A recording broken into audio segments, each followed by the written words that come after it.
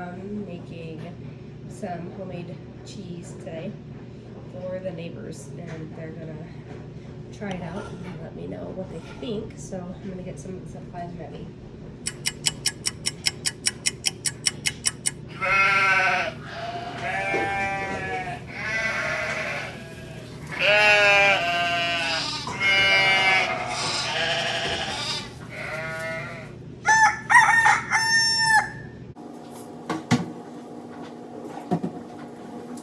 So all you're gonna need for this is a strainer. It's the only strainer I have, so I'm gonna use this.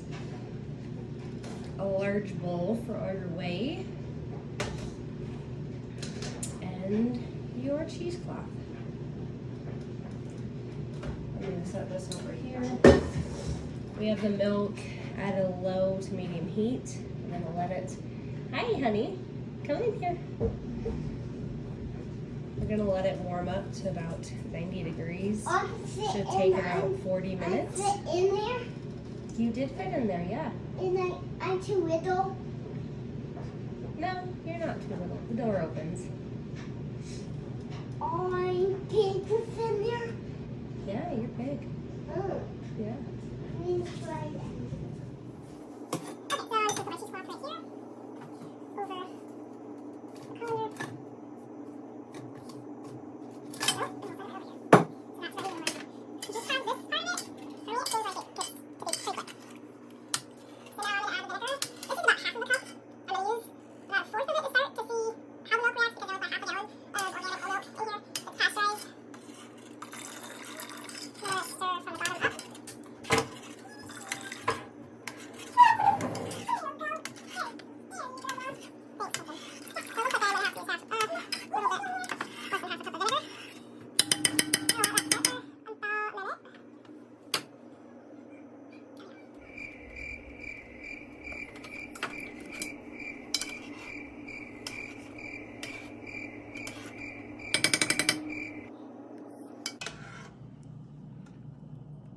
Okay, so if you keep stirring it, you're gonna get all the vinegar mixed in. And that looks really good to me. Looks like all the milk has formed its curds and it's just whey now. So I'm gonna shut that off.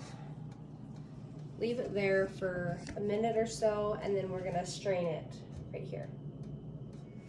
Okay, so I'm gonna scoop the curds into here because we don't have very many. You know, that looks really good. I'm wondering if that's the difference between organic milk and non-organic milk, because I've been using just whatever milk that's pasteurized, that's whole milk of course, but to prepare for actual cheese making and getting it on video. But this is actually looking a lot better than non-organic milk.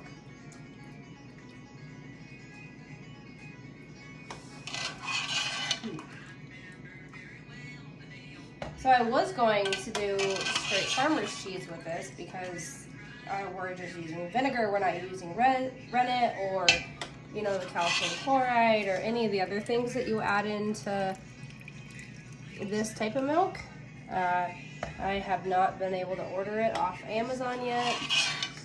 So I'm just using vinegar, and it's honestly been, this is like my 6th time making cheese. But I like the curds of this organic milk. This looks really good.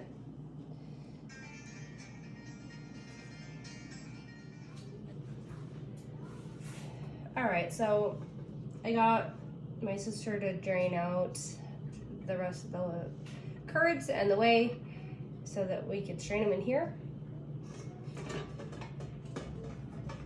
I just have it over this other bowl.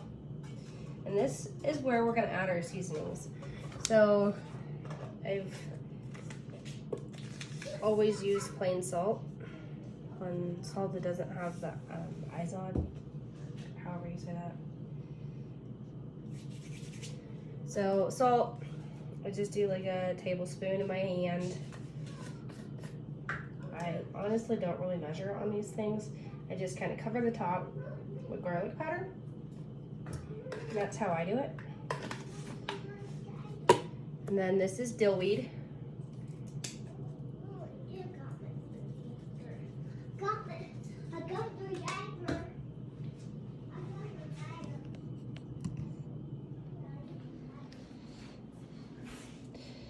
So this is what it looks like, and that's what I mean by just covering the top of the cheese.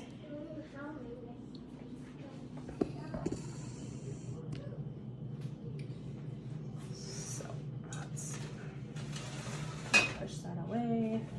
Bring this over here so you can see.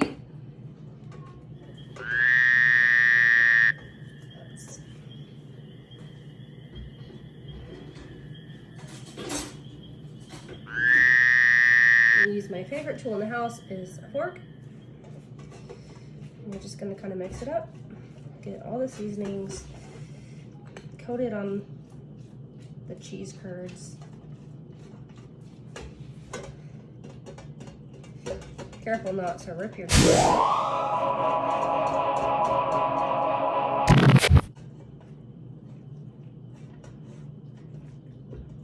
Okay.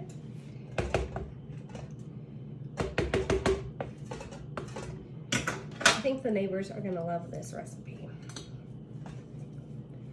It's actually people that my husband works with, and they were just over today, so I said, hey, I can make you some cheese. Now we're just gonna wring it out gently, because there's still a lot of whey in there.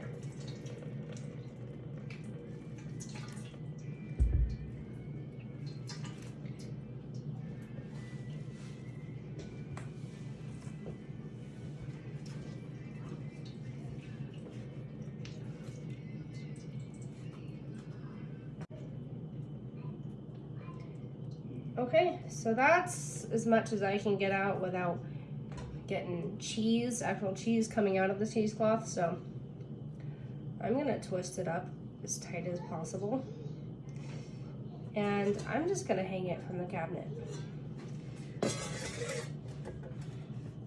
kind of a fun thing to do. It's a great reminder that you just made some cheese. Hoping that this stays, and it probably won't.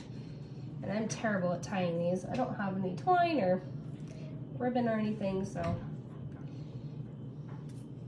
Okay, so the other cabinet didn't work out. So I used this cabinet because, hoping it doesn't drop, I put the cheesecloth underneath all the plates. That's my trick to hanging my cheese. So we'll come back and we'll press it into a few different pieces of parchment paper because they are going to different houses and different people. So we'll do that in a little bit. All right, so we're back and I'm going to unwrap the cheese and divide them into 2 separate cheese balls. So this is the cheese.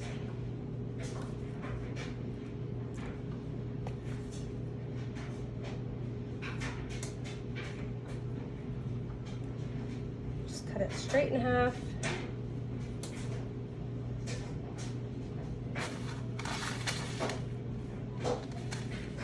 Put one there. And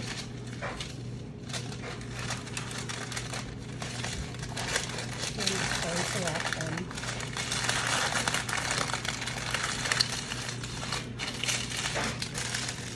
Like so.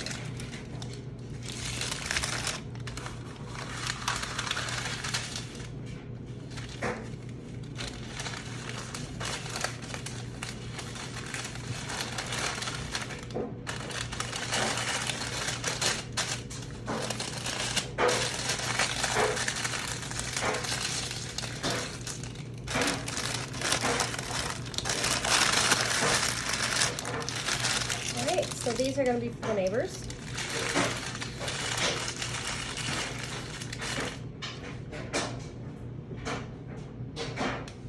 And over here, I've also made them a few loaves of bread to go with their cheese.